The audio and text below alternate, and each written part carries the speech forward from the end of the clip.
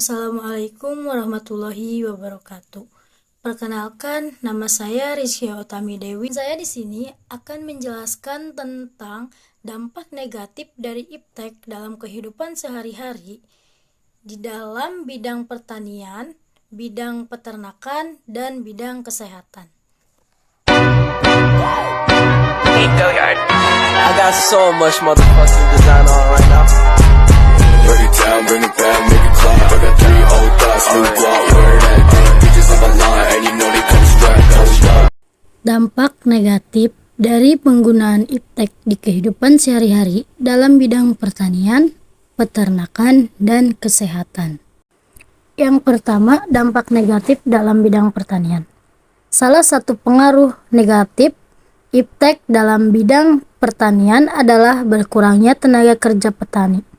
Hal ini tidak bisa ditepis karena di masa kini telah banyak pekerjaan di bidang pertanian yang dihilangkan karena adanya bantuan teknologi yang canggih. Meskipun memberikan kemudahan dan efisiensi kerja, nyatanya kemajuan iptek memiliki sisi gelap yang mungkin tidak disadari oleh banyak orang. Berikut beberapa dampak negatif dalam bidang pertanian. 1. Akan berkurangnya jumlah tenaga petani yang bekerja.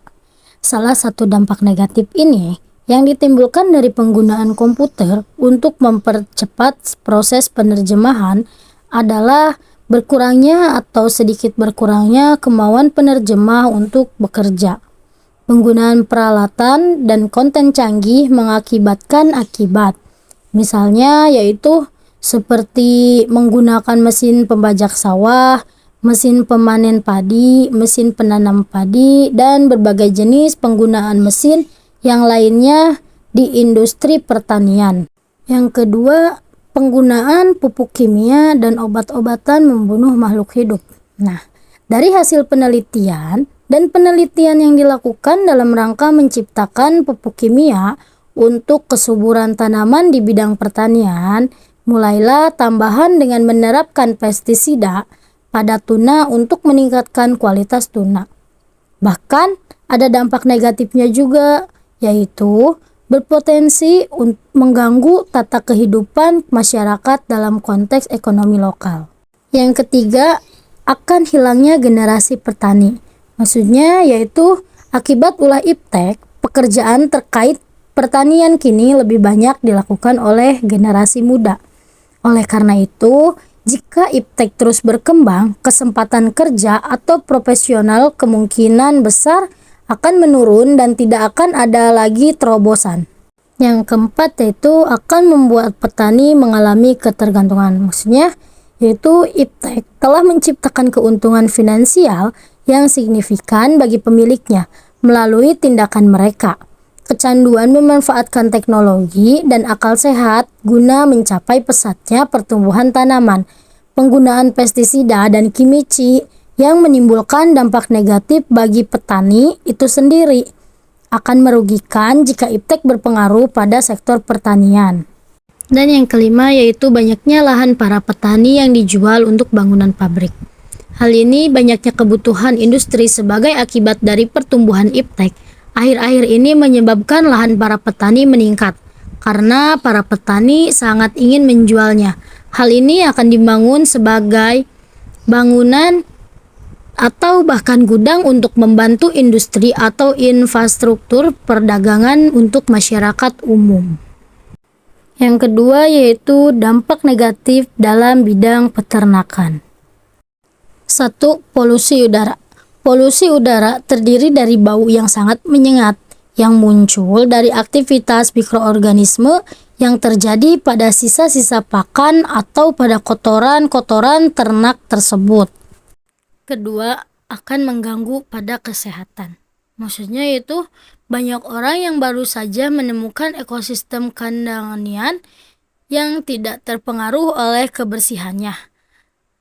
Seperti lalat tersebut menyebutkan penyakit yang membahayakan kesehatan pada manusia. Dan yang ketiga yaitu endemi penyakit.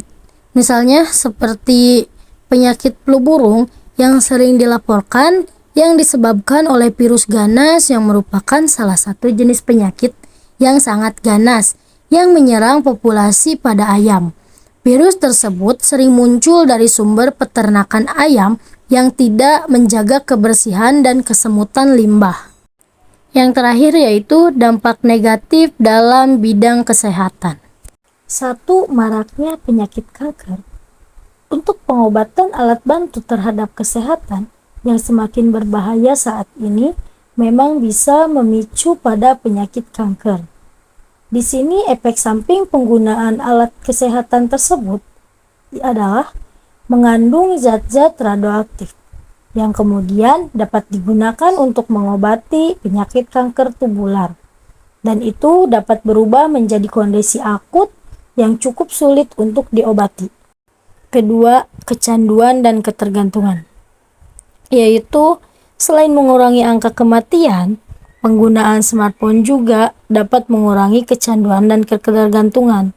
Sebagai contohnya yaitu banyak anak kecil yang berusia di bawah 10 tahun hingga pada saat ini tidak dapat menonton video YouTube.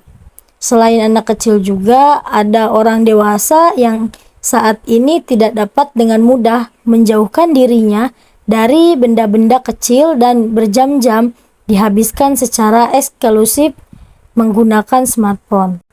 Dan yang ketiga yaitu penglihatan akan menjadi rusak akibat menggunakan smartphone. Pada saat ini, smartphone atau sering disebut juga ponsel untuk menarik perhatian adalah kebutuhan yang tidak dapat dipenuhi oleh seluruh masyarakat, baik orang dewasa, wanita, pria, ataupun bahkan banyak anak kecil yang sekarang penggunaan smartphone yang tidak standar, seperti tampilan layar HP yang tahan lama akan menjadi kendala. Kemudian, pada sudut pandang yang sangat dekat, tidak dapat dipungkiri bahwa radiasi HP di lokasi tersebut dapat menyebabkan iritasi pada mata. Dan misalkan jika kita menggunakan smartphone berlebihan, maka akan terganggu kesehatan terhadap mata yang akan mengakibatkan kerabunan seperti penglihatan yang buram dan lain sebagainya.